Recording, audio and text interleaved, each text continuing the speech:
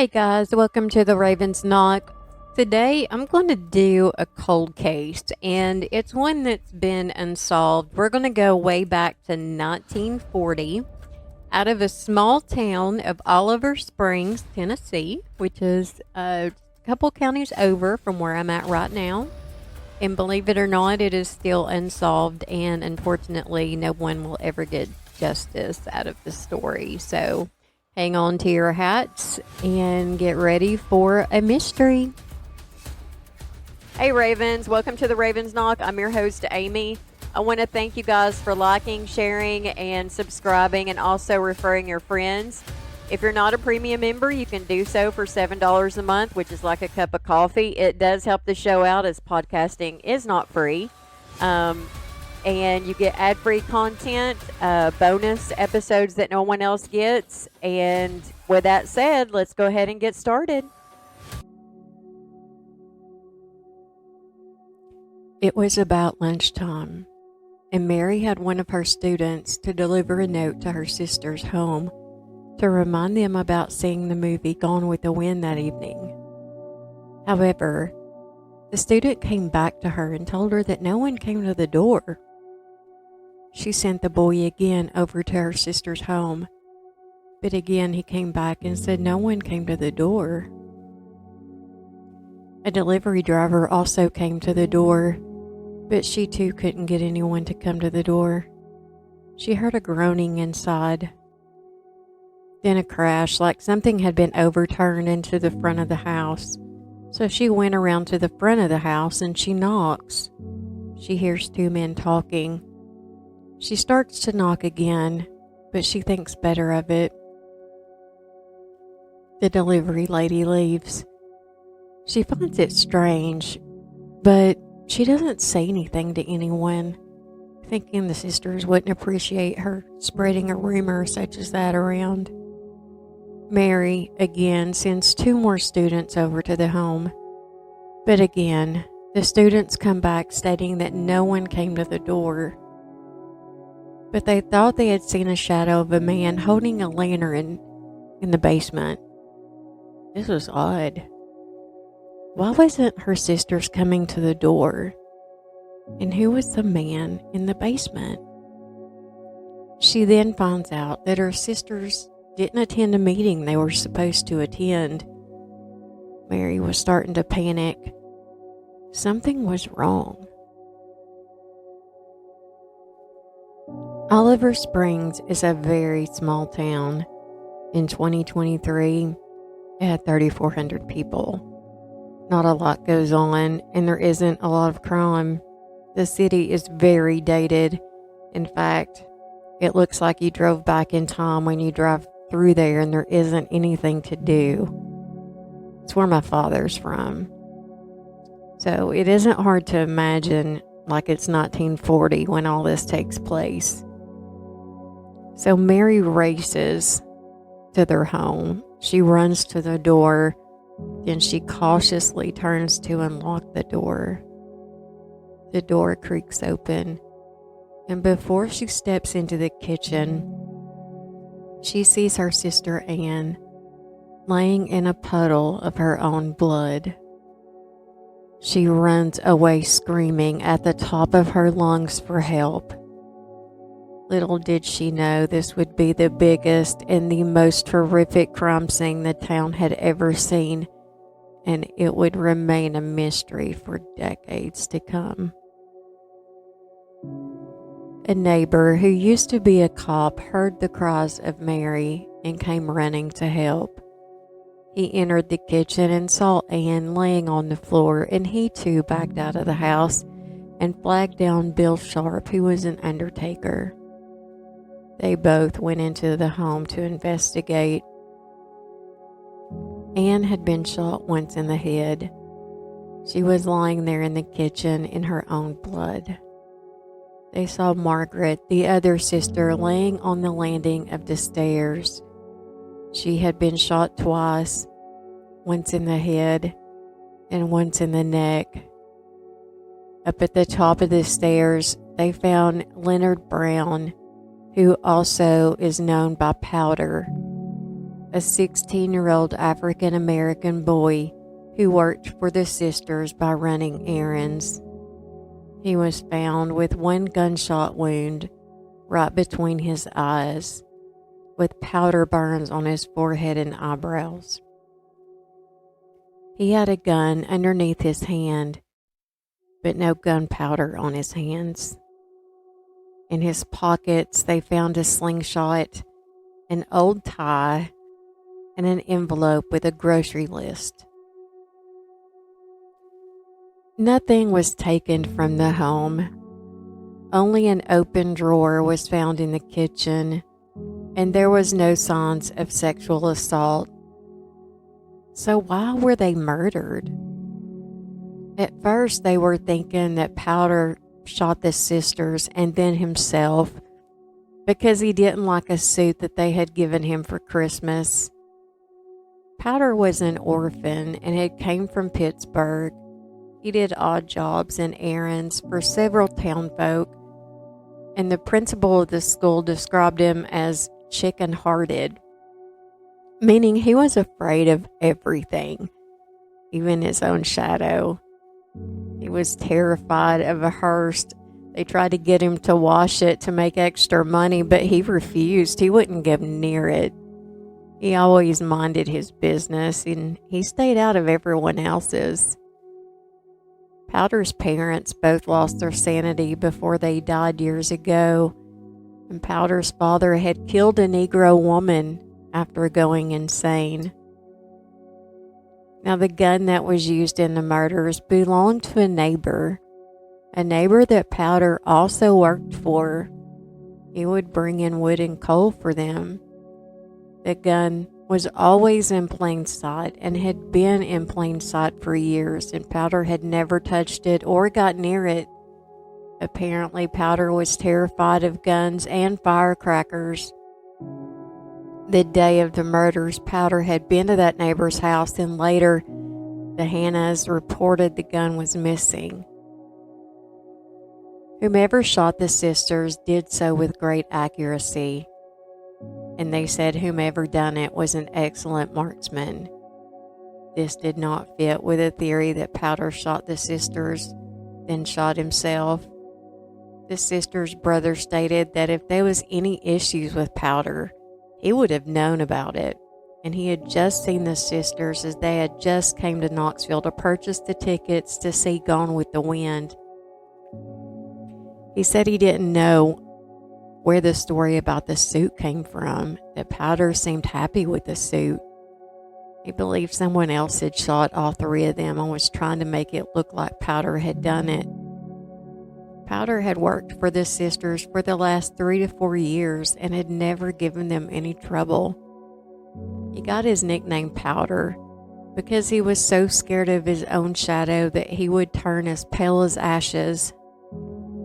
According to an investigator, the bullet hit Powder at a downward angle in such a way that he said it was impossible for him to have shot himself. Joseph Richards and his family had immigrated from Wales in the late 1840s with a background working in the mills. He opened Poplar Creek Coal Company and Oliver Coal Company and shipped coal to all portions of the South from the mines. He built a large luxury hotel in 1895 that was destroyed by fire in 1905. It had 150 rooms, electricity, and even had an elevator. It attracted visitors from all over the world, as it was one of a kind. It was made famous by its mineral springs, which was said to have had healing powers. Many people claim to have been healed by dipping or drinking the water. He built an 18-room Victoria mansion in 1893 in Oliver Springs, and it was very fancy for that time. This mansion was built 6 months after the first one was destroyed by fire. They had no plans for the constructions, only a picture from the Scientific American magazine. The house was 3 stories that included a basement, an observation tower, a ballroom, a great view of the town and the hotel. It had carved mantels and fireplaces were tiled. The banisters and staircases were also carved, and some of the materials were imported from England. On February 5th, 1940, the house would be the only witness to the murders of the two sisters and of Powder. Joseph was disliked by a lot of townspeople at the time because he had several properties he had rented out, and he had evicted a family with little to no notice after the husband, who was a veteran, had passed. They also didn't like the way that the family had flaunted their wealth. Some didn't like the sisters because they had built a rapport with the African Americans, giving them jobs, being kind to them, being generous, and just being friendly. Segregation was still a thing back then. The sisters were known for their volunteer work around the town, their charity, and they were beloved by their church. Now, they were very disliked by their cousin, as she thought it wasn't fair that the sisters got to live in the mansion and she didn't, nor was she happy that the sisters got all the assets when their father had passed. But that was the way that the will had read. Their father had passed, and she had contested the will, but she lost. The will stated that the mansion and assets be handed down to the individuals who had remained single. Once all the family members were married, then the property and assets were to be divided up equally between them all. However, she was married, and the sisters were not. So that meant the sisters got everything until they were married. So kind of to look at what we have here, we have the cousin who obviously was very upset about the property and the house and the assets. We also have the neighbor that the gun was used. He had a property dispute going on with the sisters. There was also 2 convicts that had just been out of Brushy Mountain State Penitentiary. They had been spotted a few days before the murders. Also, there was a rumor going around that the sisters had told on some moonshiners. Some people that around town thought that the moonshiners were getting some revenge. There were also some cigarette butts found in the ashtray upstairs in the windowsill, and none of the Richards sisters smoked. Everyone in town was allowed to view the crime scene and also hold the murder weapon. No one at the time realized what a mistake that was. The sheriff at that time had thought that Powder had killed them and himself, but why would Powder do that? The sisters had been kind to him, and he didn't have any gunshot residue on his hands, and there was no fingerprints on the gun. Well, they said no fingerprints on the gun, but then they later said they couldn't get prints because everyone had handled the gun. So who knows? Now, Powder was seen in town after the murders. The murders occurred between 11 and 12 p.m., and Powder was seen buying bread at 1 p.m. Rigger had already set in with the sisters, but hadn't with Powder when the cops arrived. The place where the cigarette butts were found was also the perfect place to view the town. Was the killer watching and waiting for Powder to come back to the residence so he could then kill him and set him up? Now, a coal miner by the name of Hardin Hensley had came by earlier that morning to pay the sisters for some piano lessons they were giving his kids. He was the last person to see the sisters alive. The crime scene was compromised from the start. The only thing that wasn't disturbed was the ashtray that contained the cigarettes upstairs. As far as the convicts, they had been seen in the area at the bus stop right in front of the house. The convicts had parted ways, and Powder had been seen talking to them. Apparently, Powder was amazed with prisoners. He wanted to know all about what it was like to be in a real prison. The prisoners were tracked down and interviewed, but were never charged with any crime. So who killed the sisters? The neighbor had the property dispute, and his gun was used in the murders. You may also think the cousin. The cousin had the dispute over the will and was bitter over the assets and the fact that the sisters got to live in the mansion. But after the deaths of the sisters, the remaining brother and sister ended up selling the mansion to the American Legion for $1. And after that, the American Legion put in a new furnace, and a year later, the mansion burned to the ground. Cousin never got anything from the sisters dying. But the neighbor, I wonder if he didn't end up winning that property dispute.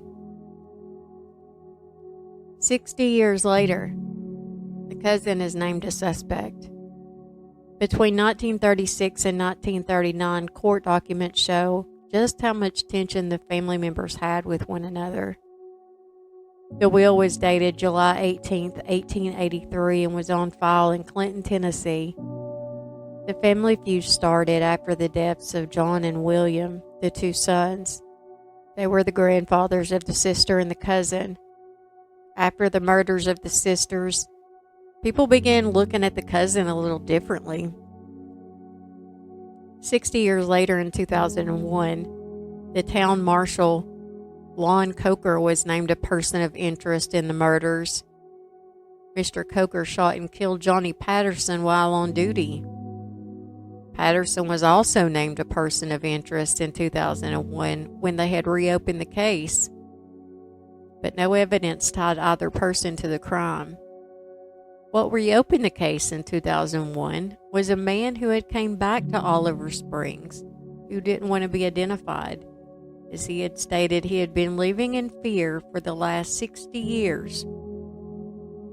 He remembered passing the mansion and seeing two men on the property, and he knew the men, and the men knew him, and they saw him pass by.